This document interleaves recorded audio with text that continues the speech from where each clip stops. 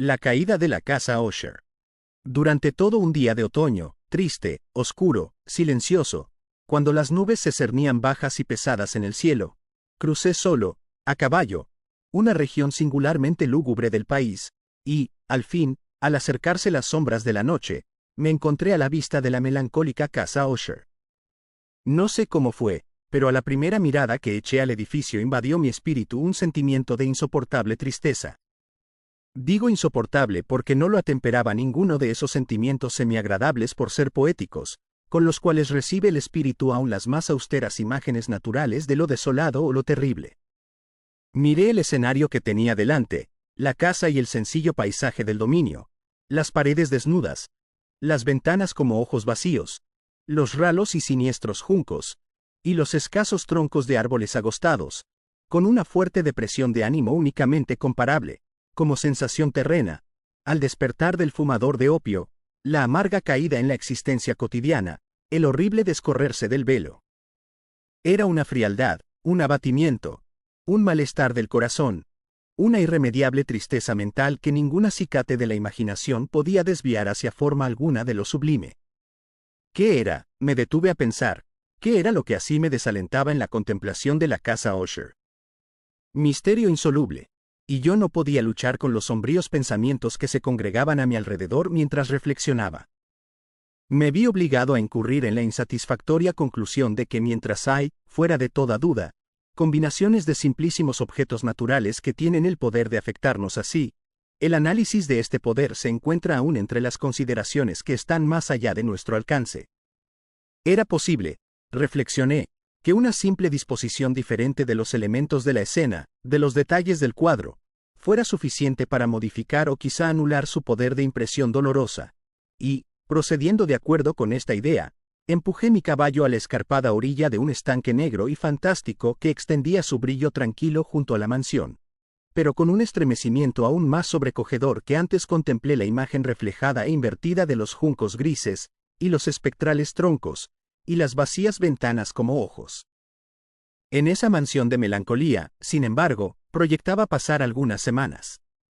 Su propietario, Roderick Usher, había sido uno de mis alegres compañeros de adolescencia, pero muchos años habían transcurrido desde nuestro último encuentro. Sin embargo, acababa de recibir una carta en una región distinta del país, una carta suya, la cual, por su tono exasperadamente apremiante, no admitía otra respuesta que la presencia personal. La escritura denotaba agitación nerviosa.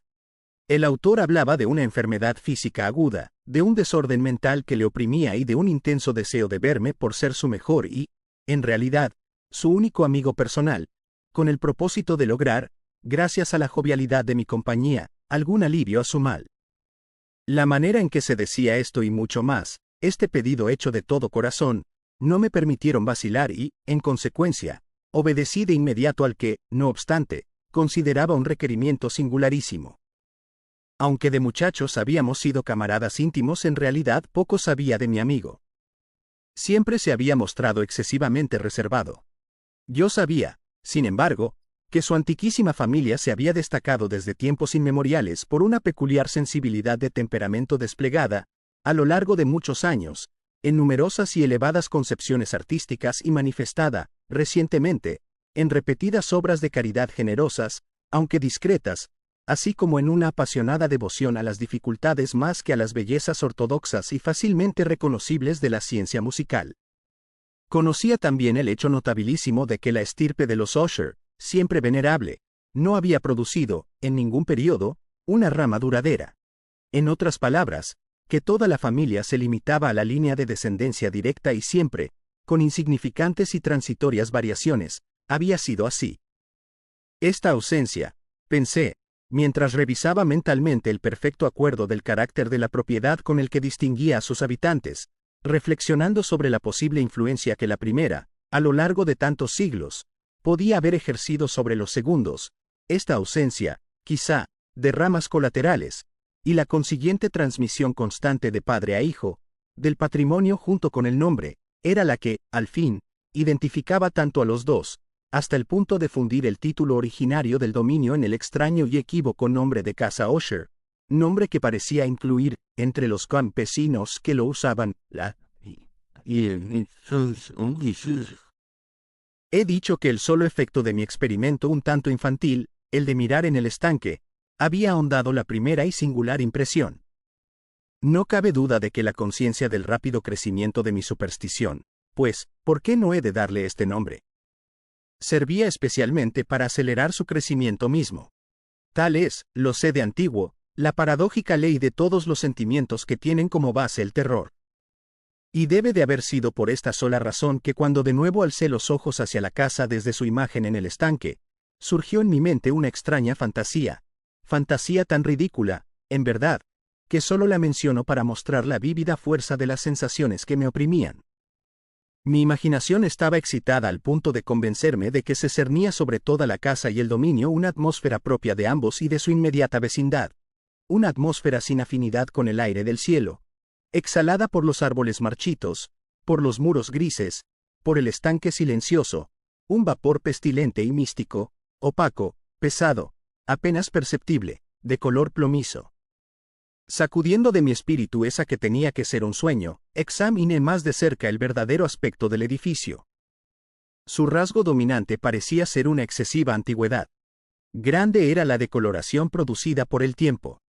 Menudos hongos se extendían por toda la superficie, suspendidos desde el alero en una fina y enmarañada tela de araña. Pero esto nada tenía que ver con ninguna forma de destrucción. No había caído parte alguna de la mampostería, y parecía haber una extraña incongruencia entre la perfecta adaptación de las partes y la disgregación de cada piedra. Esto me recordaba mucho la aparente integridad de ciertos maderajes que se han podrido largo tiempo en alguna cripta descuidada, sin que intervenga el soplo del aire exterior. Aparte de este indicio de ruina general, la fábrica daba pocas señales de inestabilidad.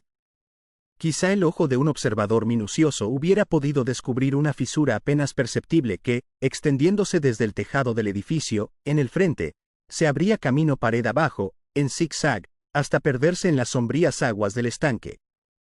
Mientras observaba estas cosas, cabalgué por una breve calzada hasta la casa. Un sirviente que aguardaba tomó mi caballo, y entré en la bóveda gótica del vestíbulo. Un criado de paso furtivo me condujo desde allí, en silencio, a través de varios pasadizos oscuros e intrincados, hacia el gabinete de su amo. Mucho de lo que encontré en el camino contribuyó, no sé cómo, a avivar los vagos sentimientos de los cuales he hablado ya. Mientras los objetos circundantes, los relieves de los cielos rasos, los oscuros tapices de las paredes, el ébano negro de los pisos y los fantasmagóricos trofeos heráldicos que rechinaban a mi paso, eran cosas a las cuales, a sus semejantes, estaba acostumbrado desde la infancia. Mientras no cavilaba en reconocer lo familiar que era todo aquello, me asombraban por lo insólitas las fantasías que esas imágenes habituales provocaban en mí. En una de las escaleras encontré al médico de la familia. La expresión de su rostro, pensé, era una mezcla de baja astucia y de perplejidad. El criado abrió entonces una puerta y me dejó en presencia de su amo. La habitación donde me hallaba era muy amplia y alta. Tenía ventanas largas, estrechas y puntiagudas, y a distancia tan grande del piso de roble negro, que resultaban absolutamente inaccesibles desde dentro. Débiles fulgores de luz carmesí se abrían paso a través de los cristales enrejados y servían para diferenciar suficientemente los principales objetos. Los ojos, sin embargo, luchaban en vano para alcanzar los más remotos ángulos del aposento a los huecos del techo abovedado y esculpido. Oscuros tapices colgaban de las paredes. El moblaje general era profuso, incómodo, antiguo y destartalado. Había muchos libros e instrumentos musicales en desorden, que no lograban dar ninguna vitalidad a la escena. Sentí que respiraba una atmósfera de dolor. Un aire de dura, profunda e irremediable melancolía lo envolvía y penetraba todo.